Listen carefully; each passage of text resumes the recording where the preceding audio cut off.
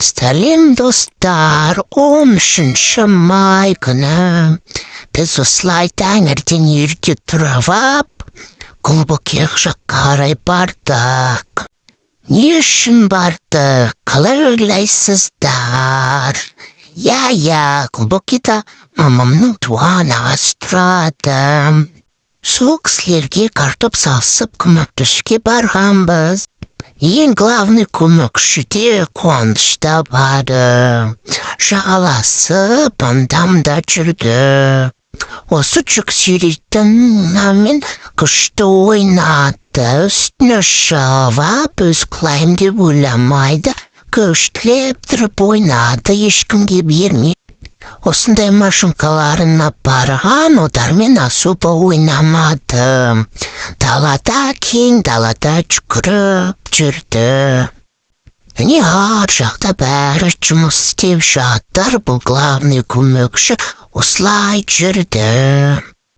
Міне бұл Глубокийдағы үйдің бақшасы. Қараңыздар, ал бер жақта кім жүр? Главный көмекші жүр. Сосын не жұмысты бітіріп, бәрі демалуда, қуанышта демалуда.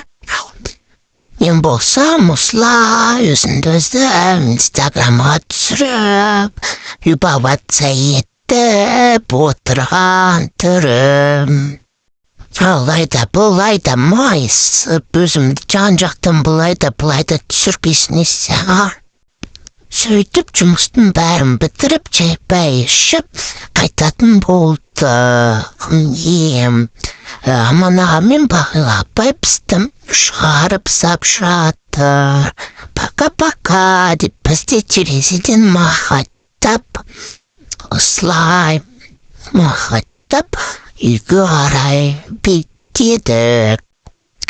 Үйге насымдар келген болатын, Аңсардария шуым, сон бәріміз Поганкадағы ойнауға шықтық. Томалақ горкадым, күштілеп тұрып бәрі ойнауға алдым. Не басқандай балаларды жүр, өте көп бәрі мәз болып ойнадым. Соны бассейндағы суды жағалап, қуаныш судыстағы сеп осылай жүрді бәрі. Сөйтіп күнімізде өтті. Соң қайырлы түн деп біз шаршап ұйықтадық.